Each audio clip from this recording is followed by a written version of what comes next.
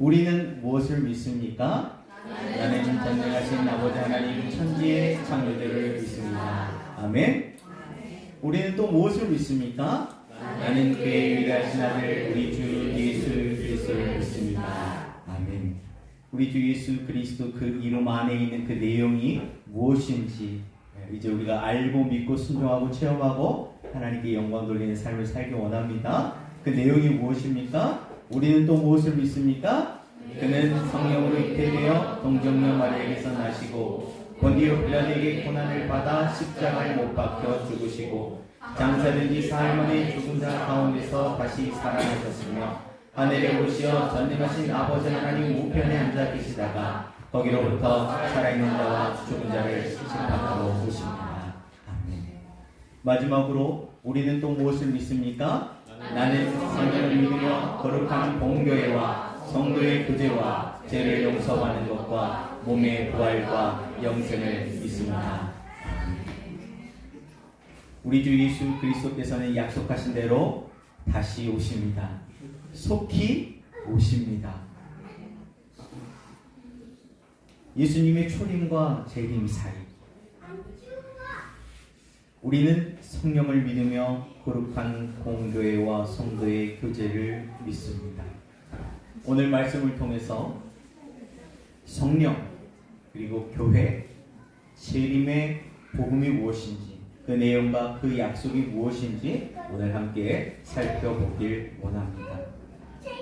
우리는 3번에 걸쳐서 사도신경에 나타난 복음의 내용을 신앙의 성장 단계로 정리해보고 있습니다.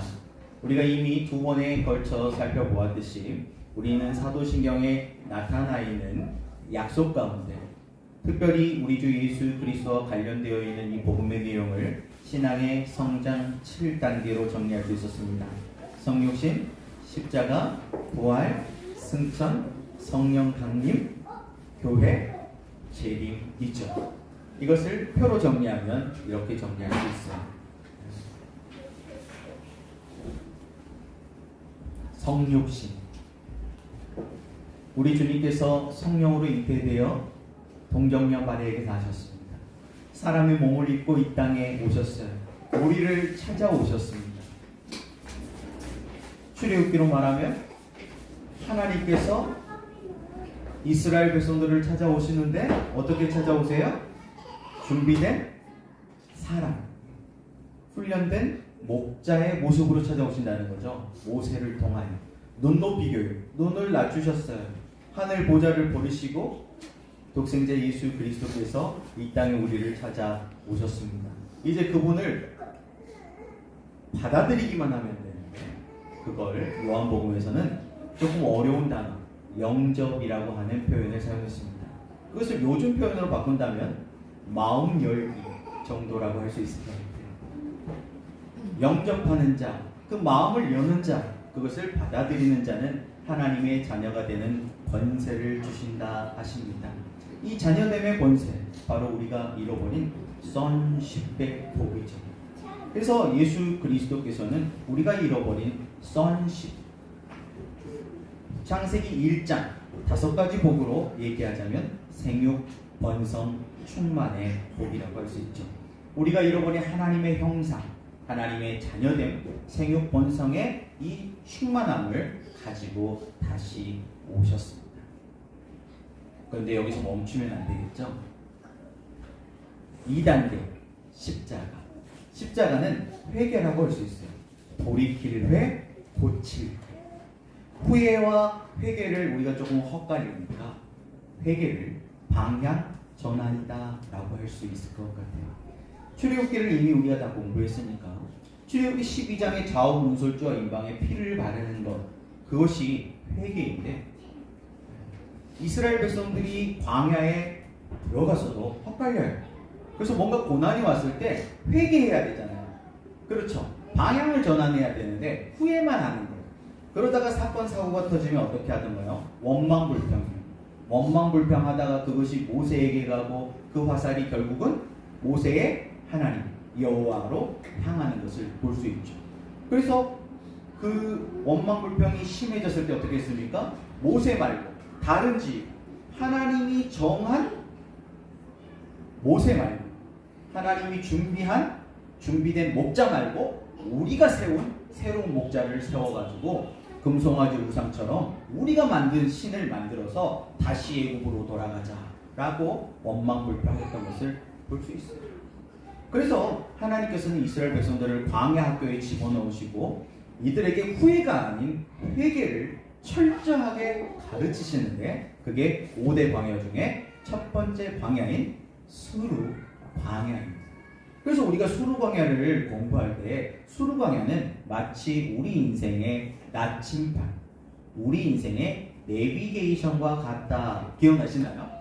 나침반은 항상 늘 어디를 가리키고 있습니까? 정북을 가리키고 있듯이 우리의 인생은 항상 하나님의 말씀, 우리 주 예수 그리스도를 가르쳐야 되겠죠. 그래서 지난 시간에 말씀드린 것처럼 마치 이 십자가, 이 회개는 마치 악기를 연주할 때 조율하듯이 틀어진 것을 다시 기준점에 맞추는 것과 다르다. 운전을 하다 보면 우리가 다른 길로 들어갈 때 내비게이션이 뭐라고 얘기해 주나요? 경로를 이탈하셨습니다. 그때 어떻게 하면 돼요? 순종하면 돼요. 그때 고집 부리고 야 조용히 해 하고 꺼버리고 내가 더 잘 알아. 그러면 가는 만큼 돌아와야 하니까 손해예요. 경로를 이탈했으면 빨리 경로를 재탐색하고 돌아오는 것이 중요합니다. 경로를 재탐색할 때는 나의 고집, 나의 방법, 나의 경험입니까? 아니면 하나님의 기준, 하나님의 말씀, 하나님의 원칙과 기준입니까? 이것을 저울질하고 배우는데 광야 40년이 필요하지는 않겠죠. 빨리빨리 배우면 더 좋겠잖아요. 그래서 이 수르 광야에서 우리는 우리의 인생의 방향을 어디에 두어야 하는지 배우게 되고, 이것을 회개라고 할 수 있습니다. 회개는 우리에게 죄 사함의 혜택을 줍니다. 죄에서 자유를 얻게 한다는 겁니다. 오해하면 안 되는 게, 죄 사함의 은혜를 받았다고 우리가 죄를 짓지 않는 상태가 되는 것은 아닙니다. 여기에서 구원파와 우리가 갈라집니다. 구원파는 한 번 구원을 받으면, 구원을 받았기 때문에, 죄에서 자유를 얻었기 때문에 이제 더 이상 회개하는 것은 구원의 확신이 없다라는 이상한 가르침을 가르치고 있습니다. 다른 복음이죠. 죄에서 자유를 얻었다라는 것은 우리 지난 시간에 살펴보았듯이 이제 더 이상 우리 안에 죄가 왕노릇하지 못한다라는 의미입니다. 우리가 죄의 권세를 이길 수 있다는 의미입니다. 내가 이기는 것이 아니고 내 안에 계신 우리 주 예수 그리스도, 우리에게 새로운 의가 되신 우리 주님이 우리와 함께 하시기 때문에 그 은혜와 그 은혜의 힘으로 우리가 죄를 끊고 죄에서부터 반대 방향인 의를 향해서 한 걸음 한 걸음 앞으로 나아갈 수 있다는 것이죠. 그것이 신분의 변화의 핵심입니다. 그래서 여러 번 강조했듯이 우리에게 예수 그리스도의 십자가는 죄사함, 죄용서, 여기까지만 하면 유아유치부 수준입니다. 십자가는 새 언약의 증표, 상징이었죠. 새 언약이 무엇입니까? 우리 신분이 변화됐다는 거예요. 우리는 이제 더 이상 죄가 왕노릇하는 죄인이 아니고 우리 안에 은혜가 왕노릇하는 의인이 되었다는 거죠. 하나님의 자녀만이에요. 그래서 우리는 앞으로 나아갈 수 있습니다. 실제 그 변화가 어떻게 일어납니까? 바로 그것이 3단계 부활이죠. 부활하신 우리 주 예수 그리스도, 살아계신 주, 찬양을 하는데 살아계신 주님을 진짜 믿느냐? 이 믿음이 이 3단계에서 결정이 되는 거죠. 이것이 단번에 되어지진 않아요. 지난 시간에 말씀드렸던 것처럼 잠복기가 있기 때문에 이것을 견뎌내야 되죠. 이것이 출애굽기로 말하면 광야 훈련입니다. 이 광야 훈련 중에서 줄다리기를 하는 거예요. 거기에서 역전되기 시작할 때 우리는 거듭남을 경험합니다. 실제 변화를 경험하는 거죠. 내 안에 진짜 예수님이 살아계시다라는 것을 인정하게 되는 거예요. 그것을 조금 어려운 말로 죽고 주권의 변화다라고 할 수 있습니다. 예전에 CCC에서 전도할 때 사형이라고 하는 전도지를 사용했어요. 거기에 보면은 동그라미 해가지고 의자가 하나 있고 그 위에 내가 있어요. 그런데 다음 장면에 보면 내가 밑으로 내려오고 거기에 십자가, 예수님이 그 보좌에 앉으시죠.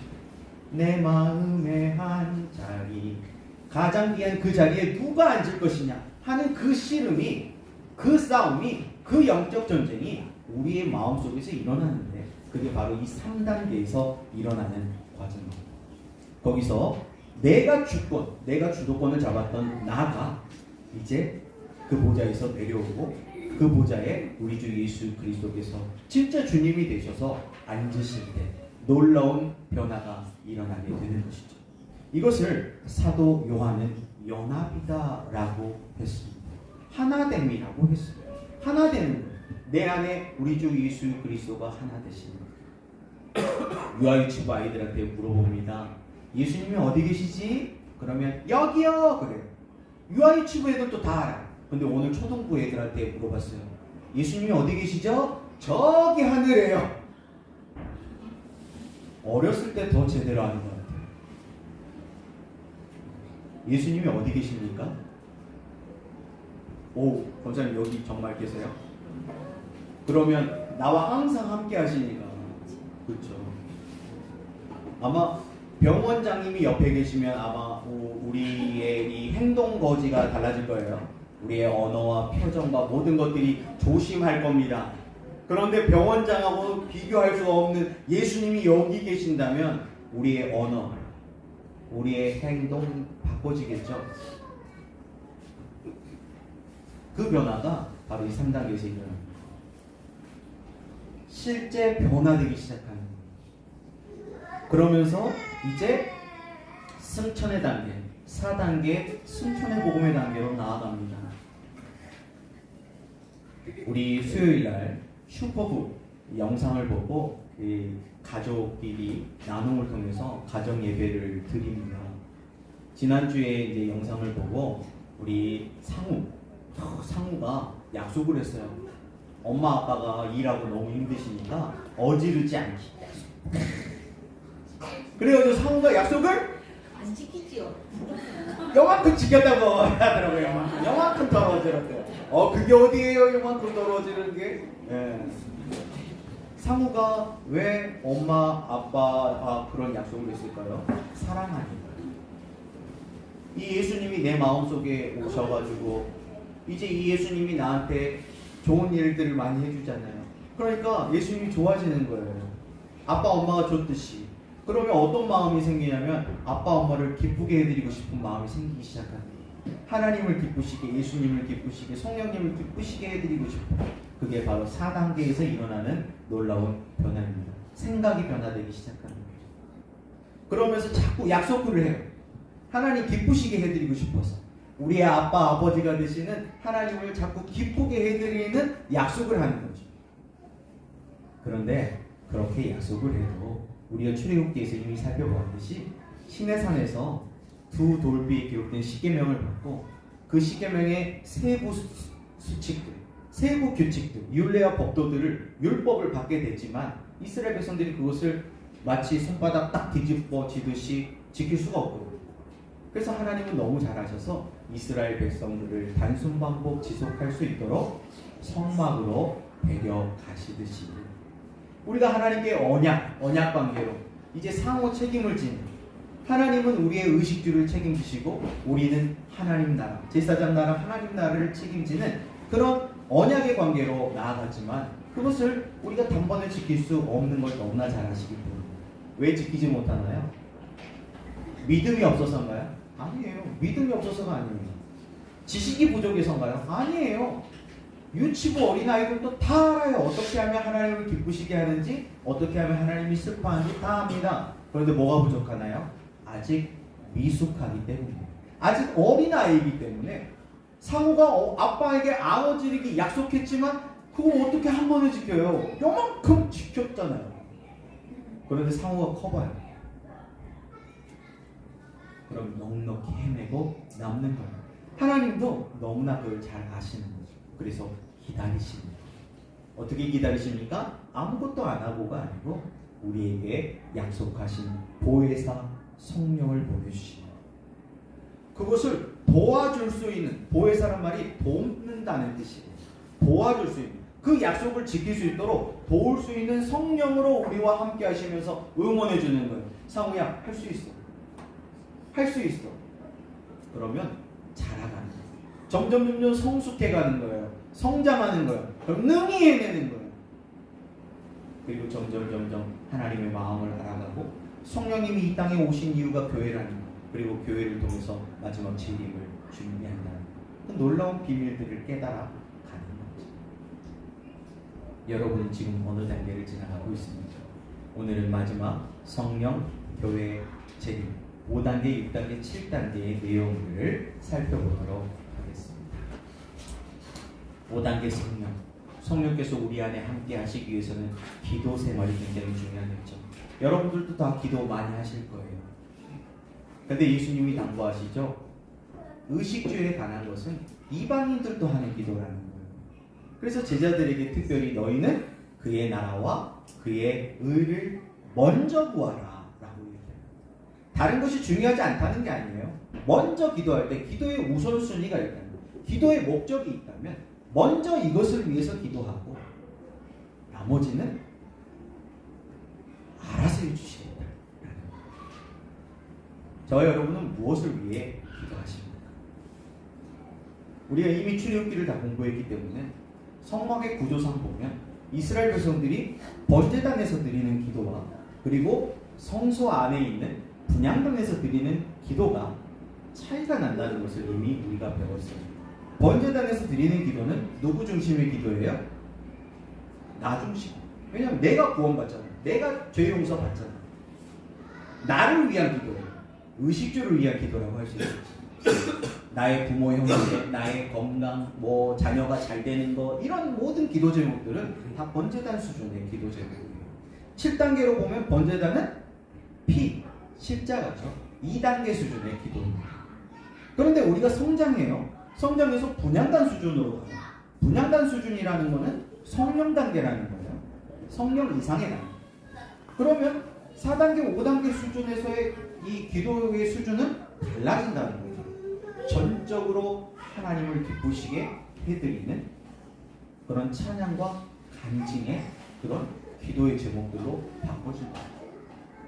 그래서 이 기도를 좀 더 쉽게, 심플하게 정리하면 중보기도다라고 했어요. 나를 위한 기도가 아니고 제사장 나라와 하나님 나라를 위한 기도의 제목들로 바꿔집니다. 그리고 그것이 지성소의 수준으로 나아가면 그것이 그의 나라와 그의 의를 구하는 기도이겠죠. 자, 그러면 성령님이 오셔서 우리에게 가져다주는 혜택, 열매가 뭘까요? 갈라디아서 5장 22절, 24절까지 말씀 같이 읽어보겠습니다. 시작! 오직 성령의 열매는 사랑과 희락과 화평과 오래 참음과 자비와 양성과 충성과 온유와 절제니 이 같은 것을 금지할 법이 없느냐. 그리스도 예수의 사람들은 육체와 함께 그 정욕과 탐심을 십자가에 못 박았느니라. 이 같은 것을 금지할 법이 없다는 것은 그것을 막을 수가 없다는 거예요. 이게 너무나 강력한 힘이기 때문에 성령님의 도우심이 강력하기 때문에 이것을 거부할 수 없고 막을 수가 없다. 무엇이요? 우리의 육체의 정욕과 탐심도 이것을 막을 수가 없다. 바꿔 말하면 우리의 정욕과 탐심을 유혹, 오심, 사탄의 모든 전략들, 어떠한 전략 전술도 이것을 막을 수가 없다는 그런 거예요. 성령께서 우리 안에 오시면 어떤 일이 벌어지는 거예요? 우리 안에, 우리의 내면에서 사랑, 희락, 화평, 오래 참음, 자비, 양선, 충성, 온유, 절제와 같은 열매들이 막을 수가 없어요. 자라나는 열매를 맺게 됩니다. 과실수 같은 거 보면은 과일이 열매 맺잖아요. 그런데 어떤 뭐 기후 변화라든지 그런 것 때문에 병충해가 심할 때가 있거든요. 그럴 때 약한 애들은요 말라 죽어버려요. 그런데 뿌리 건강한 애들 있죠. 뿌리를 내리고 있는 건강한 애들은요 그 병충해를 이겨버려요. 저도 화초를 키우다 보면은 비실비실한 애들 있잖아요. 이런 애들은요 아무리 내가 약을 하고 해도요 병충해에 걸려요. 그런데 건강한 애들 있잖아요. 막 반짝반짝 막 빛이 뭐 특별히 뭐 왁스를 바른 것도 아닌데 이파리가 반짝반짝해. 자체에서 나오는 그런 것들이 병충해를 쫓아요. 얘네들이 살이 나요. 여러분들이 이 숲에 가면은 특별히 어떤 향을 내는 그런 나무들 있잖아요. 그래서 이제 편백나무 이런 거 좋아하잖아요. 그 편백나무에서 나오는 좋은 거, 그걸 피톤치드라고 하잖아요. 이 피톤치드가요 사람한테도 좋은 건데 이 나무들이 피톤치드를 왜 내냐면 이 벌레들을 쫓아내는. 그래서 피톤치드를 뿌리면 벌레가 진짜 없어요. 네. 그런 것처럼 건강한 우리 안에 성령이 함께 하시면 우리 안에서 좋은 것들이 나와요. 이 좋은 것들이 나오면서 좋지 않은 우리의 정욕과 탐심, 죄들을, 그런 유혹들을 이길 수 있는 힘이 우리 안에서 나옵니다. 그러면서 저절로 열매가 맺혀집니다. 우리가 열매를 맺기 위해서 막 힘쓰는 게 아니고 자라나는 거예요. 우리 뭐만 하면 돼요? 뿌리를 단단하게 내리고 있습니다. 반석 위에. 그 반석이 누구인가요? 우리 주 예수 그리스도이시죠. 우리 안에 함께 하시는 그 주님께 우리가 뿌리를 단단히 내리고 있습니다. 연합해 있습니다. 하나 되어 있으면 열매가 맺어진다. 우리 주님이 승천하시면서 우리를 돕기 위해 보내주신 보혜사 성령께서 그 일을 하시겠다. 사단은 막을 수가 없어요. 근데 누구만 막을 수가 있습니까? 자유의지를 갖고 있는 나는 막을 수가 있어요. 그것을 특별히 성령 해방제라고 해요. 그것이 엄청 어려운 죄입니다. 성령 해방제. 성령께서 강력하게 역사하시는데 그것을 온몸으로 거부해버리는 거예요. 엄마 아빠가 자녀들을 뭐 자기의 생명을 다 줄 것처럼 사랑하잖아요. 자녀가 그것을 거부하기는 정말 너무 어려운 거거든요. 근데 온몸으로 거부하면서 집 나가버려. 나 엄마 아빠가 그러면 나 죽어버릴 거야. 그게 정말 어려운 거거든요. 근데 그렇게 하면은 정말 감당이 안 돼요. 가출했는데 데려다 놓으면 또 나가버리고 이제 한 번만 더 찾아오면 나 죽어버릴 거야. 그럼 엄마 아빠가 할 방법이 없잖아요. 그걸 성령 해방자는 거예요. 그러니까 성령께서 도우시는데 그 도우심을 거부한다는 건 너무너무 어려운 일인데 그 성령께서 오시면 반드시 우리 안에 우리 밖으로 증거합니다. 성령님은 은사를 통해서 우리에게 능력을 주시고 또 은혜를 통해서 우리 내면의 성품도 변화시킵니다. 이걸 굳이 순서를 정하자면 우리 내면의 변화가 먼저 있는 거 좋겠죠. 그렇다면 성령님의 이런 내적 역사뿐만 아니고 외적 역사도 있잖아요. 이 성령님의 외적 역사, 이 은사를 통해서 9가지 성령의 내면의 열매를 살펴봤지만 또 외적인 은사도 9가지 아닙니까? 이 능력을 주시는 이유가 무엇일까요? 사도행전 1장 8절 말씀입니다. 시작! 오직 성령이 너희에게 임하시면 너희가 권능을 받고 예루살렘과 온 유다와 사마리아와 땅 끝까지 이르러 내 증인이 되리라 하시나. 아멘.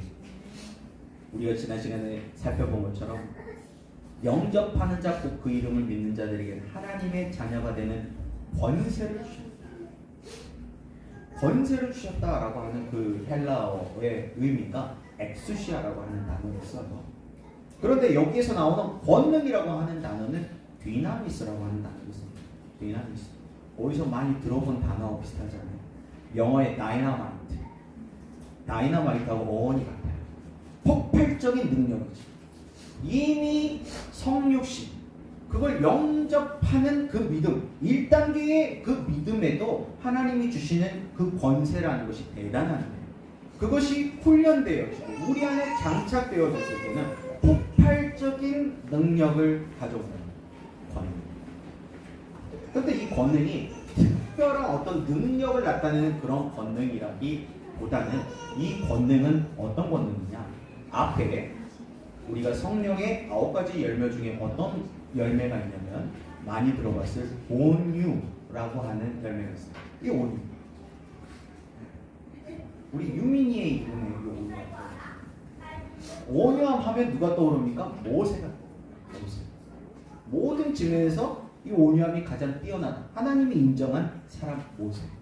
그럼 모세가 왜 온유합니까? 엄청난 놀라운 능력? 그 능력이 모세에게 있었습니까? 지팡이에 있었습니까? 모세에게 있는 능력이 아니에요. 모세는 말씀대로 순종했을 뿐이죠. 나중에 모세가 자기에게 능력이 있는 것처럼 지팡이로 2번 때렸다가 가나안 땅 못 들어가 버리잖아요. 권능. 이 권능이라는 것은 온유하고 연결을 짓자면 대단한 어떤 파워가 있다는 의미가 아니고 조절된다라는 뜻입니다. 조절.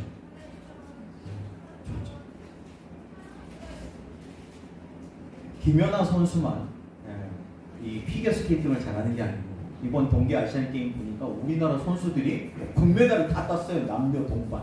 그렇죠? 능력이 있다라는 것은 조절이 되는 거예요. 내가 딱 뛰고 싶을 때 네 바퀴를 착 돌고 탁 떨어질 수 있는 그걸 권능이라고 하는 거예요. 근데 조절이 안 돼.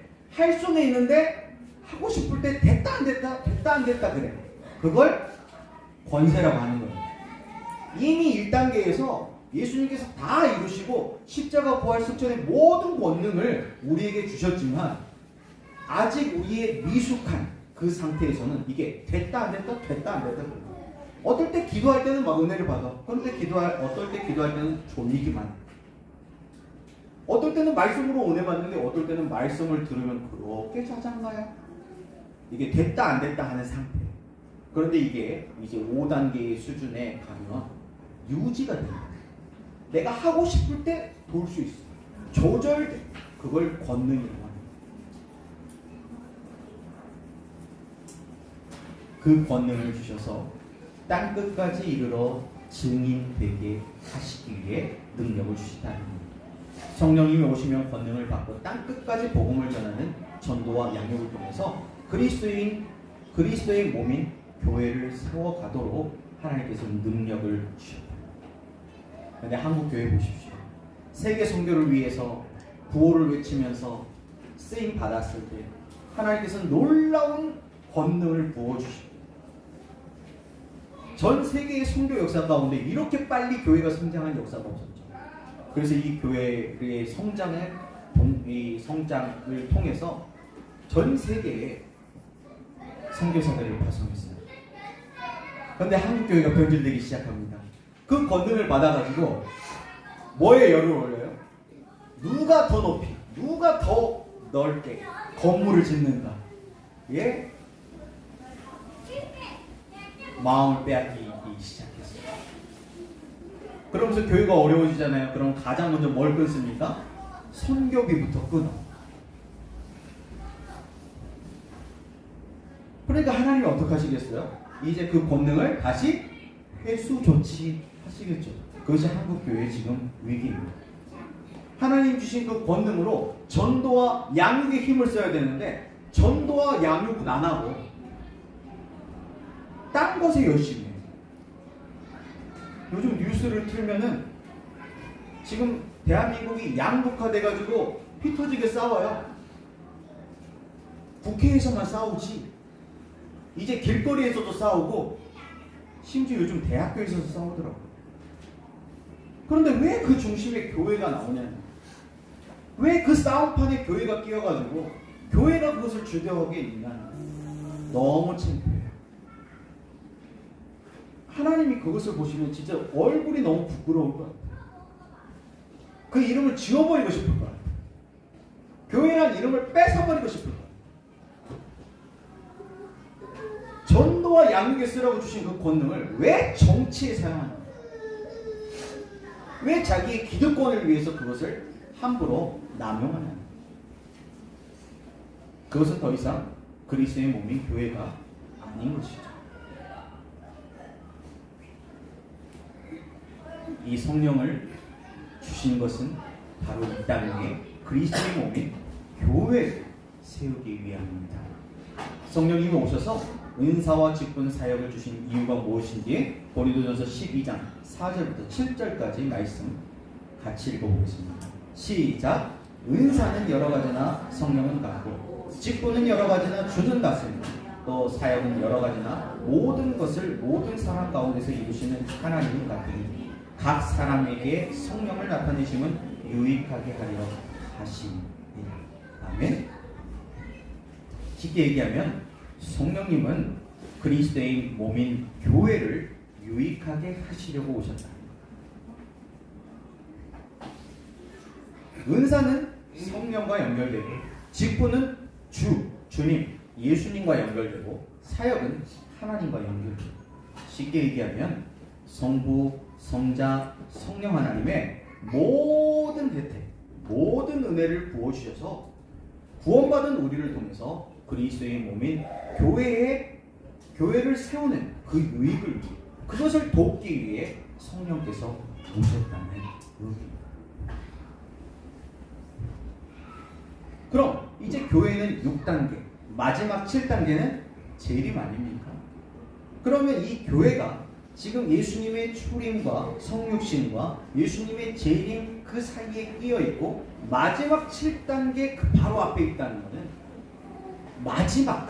마지막 주님의 재림을 준비하기 위한 교회에 어떤 대단히 중요한 역할이 있다는 것을 짐작할 수 있죠. 히브리서 10장 12절부터 14절까지 말씀 같이 읽어보겠습니다. 시작. 오직 그리스도는 죄를 위하여 한 영원한 제사를 드리시고 하나님 우편에 앉으사 그 후에 자기 원수들을 자기 발등상이 되게 하실 때까지 기다리시나니 그가 거룩하게 된 자들을 한 번의 제사로 영원히 온전하게 하셨느니라. 우리 주님께서는 단번 제사 한 번에 영원히 온전하게 하셨습니다. 다 이루셨어요. 예수 그리스도의 이 십자가를 통해서 다 이루었다. 예수님의 십자가에서 우리 주님은 이미 승리하셨습니다. 아멘. 그런데 다 이루었다. 그럼 끝내버릴 수 있잖아요. 십자가에서 다 이루었다 하시고 그냥 끝! 그냥 심판하고 끝!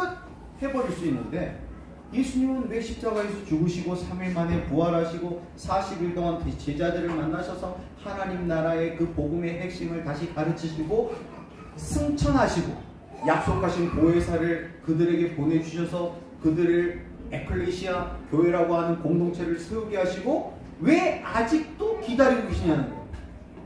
예수님이 올라가실 때 올라가심을 본 자들이 다시 내려오심을 재림을 다시 볼 것이다 라고 말씀했는데 왜 아직도 안 오시냐는 거죠. 천년이 하루 같고 하루가 천년 같은 그 주님께서 그 참을림 그 인내 오래 참음 그 오래 참는 그 은혜로 왜 아직까지 기다리고 계시냐.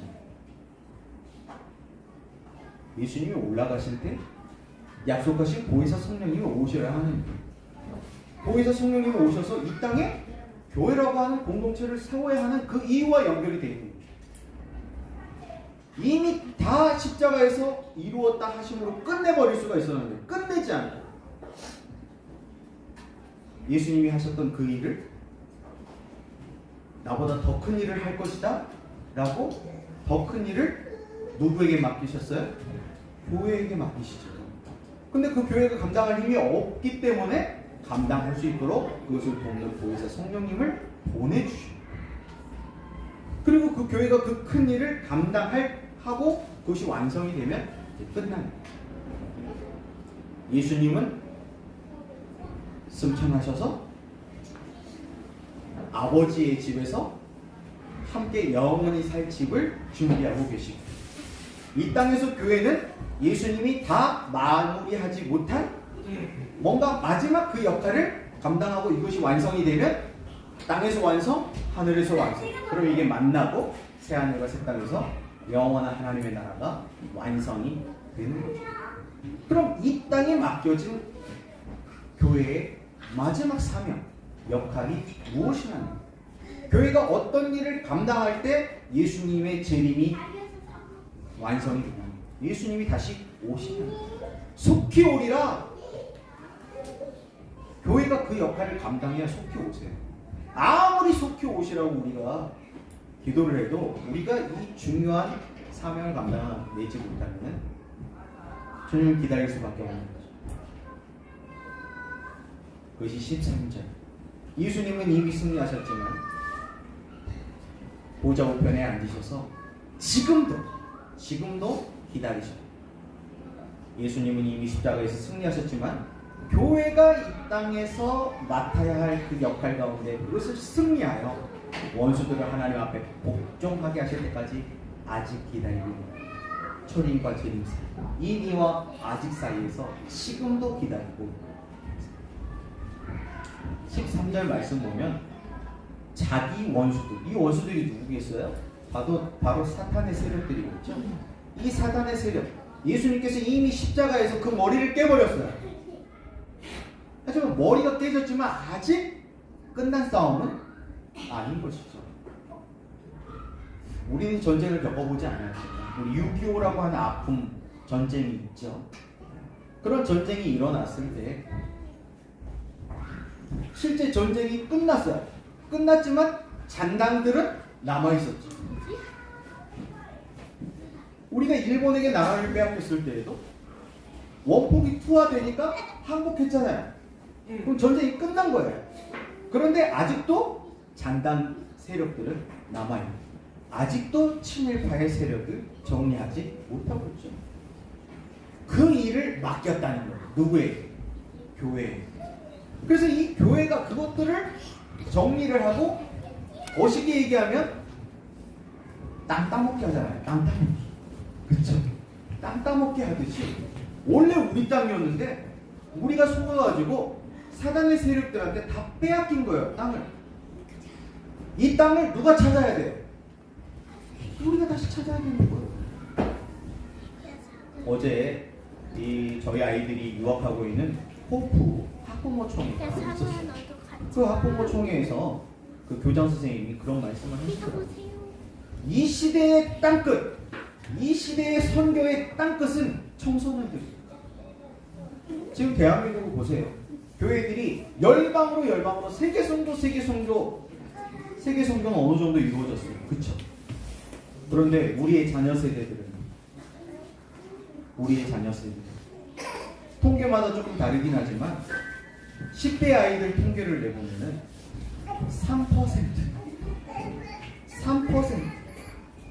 3%는요 세계 선교에서 미전도 종족의 기준이 되는 거예요. 3% 미만이면은 미전도 종족이에요. 선교를 해야 되는 대상. 그런데 우리의 자녀들의 복음화율이 3% 밑으로 떨어지고 있다는 충격적인 사실. 그래서 우리가 부모가 자녀를 제자 삼는 놀라운 꿈을 다시 회복하자 구호로 외치고 있는 거예요. 우리 교회에 이렇게 어린 아이들이 많다는 건 기적인 거예요. 하나님이 하신 거예요. 이 아이들이 이미와 아직 사이, 아직 교회가 완수하지 못하는 이 땅의 승리를 완성해 나아갈 미래 소망들인 거예요. 우리 아이들 힘내라고 우리 박수 한번 하겠습니다.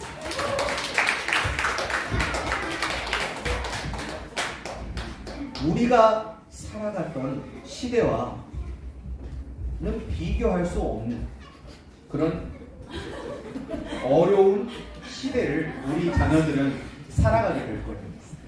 그런데 우리가 믿음을 잘 전수해주면 우리 아이들은 능히 승리할 줄 믿습니다. 마지막으로 재림 이야기만 하고 마치겠습니다. 끝까지 이긴 자, 끝까지 충성한 자들에게는 그에 합당한 보상이 있다. 그리고 그 억울함 마지막에 심판으로 다 풀어주시겠다. 다시 오실 주님을 만나기 위해서는 그냥 기다리는 것이 아니고 준비하며 기다려야 됩니다. 우리가 이미 마태복음을 통해서 배웠죠. 마태복음 25장에는 세 가지 비유가 나오는데 이 세 가지 비유는 마지막 때를 어떻게 우리가 준비해야 되는지 우리에게 중요한 교훈을 주고 있어요. 열처녀의 비유, 달란트의 비유, 양과 염소의 비유. 각각의 비유는 우리에게 한 가지씩 중요한 교훈을 줍니다. 열처녀의 비유는 깨어서 준비하라는 거죠. 슬기로운 다섯 처녀와 어리석은 다섯 처녀의 이야기는 주일학교 출신이면 많이 들어보셨을 거예요. 슬기로운 다섯 처녀는 신랑이 언제 올지 모르니까 여분의 기름을 준비했고, 어리석은 다섯 처녀는 기름이 떨어져가지고 기름 사러 갔다가 문이 닫혀서 못 들어갔죠. 여러분은 무엇을 준비하고 있어요? 여분의 기름을 준비하셨습니다. 나는 예수님의 재림을 기다리며 무엇을 준비하고 있는지 이것을 마지막 심판 때 보시겠다는 거예요. 두 번째, 달란트의 비유는 내가 한 달란트 받았느냐, 두 달란트 받았느냐, 다섯 달란트 받았느냐, 그것은 하나도 중요하지 않아요. 주님의 기준에서는 그것을 전혀 보지 않습니다. 그것을 잘 활용하여 무엇을 남겼느냐만 보세요. 한 달란트 받은 자에게는 그에 합당한 한 달란트, 두 달란트 받은 자에게는 그에 합당한 두 달란트, 다섯 달란트 받은 자에게는 그에 합당한 다섯 달란트를 요구하시는 거죠. 이것을 잘 개발하고 활용했는지 아니면 이것을 땅속에 묻어두었는지 그것만 보신다. 저와 여러분들에게 주신 달란트, 시간, 건강, 재물, 그것이 무엇이었는지 그것을 잘 활용하여 남기고 있습니다. 그것을 마지막에 보신다는 거죠. 세 번째, 양과 염소의 비유. 마지막 때에는 양과 염소를 나누듯이 목축하는 목동들이 저녁이 되면 이제 우리로 들어오잖아요. 우리로 들어올 때 양과 염소를 나눠요. 왜냐하면 얘네들이 싸워. 그래서 막 깔려 죽고 그러니까 따로따로 분리를 시켜요. 그래서 이쪽은 양, 이쪽은 염소. 마지막 때에는 양은 천국, 염소는 지옥으로 간다는 거 아니겠어요? 심판을 해서 갈린다는 거죠. 그 기준이 뭐냐라고 했을 때 너무나 충격적인 기준이에요. 지극히 작은 자에게 물 한 잔 떠주는 것 같은 아주 사소한 것 같은 아주 작은 친절을 베푸는 것. 그것이 기준이 된다는 거예요. 지극히 작은 자, 연약한 자에게 한 것이 예수님께 한 거래요. 그런 작은 선행, 그 기준을 통해서 그 선행을 한 사람은 양 쪽, 아무것도 하진 않은 사람은 염소 쪽 나누죠. 나는 도움이 필요한 사람, 내가 만나는 사람들 말이에요. 그런 만나는 사람들에게 무엇으로 섬겼는가, 이 세 가지 기준으로 보상과 심판이 결정됩니다. 지금 이 땅에서 심는 것, 지금 이 땅에서 심고 그때 하늘에서 보상받는 것. 저와 여러분은 무엇을 심고 있습니다. 예수님은 약속하신 것처럼 반드시 다시 오실 겁니다. 7단계를 보세요. 이미 구약의 선지자를 통해서 예언하셨고, 사람들은 잊어버렸지만 하나님은 잊지 않고 그 예언을 성실하게 이루셔서 지금 몇 단계까지 이루어졌어요? 6단계까지 이루어졌잖아요. 지금 교회들이 좀 헤매고 있어서 그렇지 이 땅이 교회까지 세워졌어요. 이제 마지막 남은 것은 7단계밖에 안 남았습니다. 그래서 사람들은 다 마지막 때라고 하는 거예요. 교회의 시대가 마지막, 교회가 마지막 나팔을 부는 거예요. 그리고 남은 자들이 다 채워지면 이제 끝나는 거예요. 그 다시 오실 주 반드시 오시리라, 속히 오시리라 약속하신 것처럼 7단계도 반드시 이루어질 겁니다. 그 때와 시기를 몰라서이지. 그렇다면 반드시 이루어질 다시 오실 주님을 만나기 위해서 저와 여러분은 무엇을 준비하고 무엇을 신고 있습니까? 항상 준비하고 깨어 있을 수 있기를 예수님의 이름으로 축복합니다. 정리하겠습니다. 1단계부터 7단계까지. 내가 어디에 지금 와 있느냐 그것은 중요하지 않습니다. 앞으로 나아가는 것이 중요하겠죠. 나는 다음 단계로 성장하기 위해서 지금 무엇을 싣고 있는가, 무엇을 투자하고 있는가, 무엇을 헌신하고 있는가 점검해 보시기 바랍니다. 항상 깨어 준비하라는 것은 점검하라는 의미겠죠. 저와 여러분들이 건강한 믿음, 하나님을 기쁘시게 해드리는 하나님의 사랑받는 자녀들이 다 되시기를 예수님의 이름으로 축복합니다. 기도하겠습니다.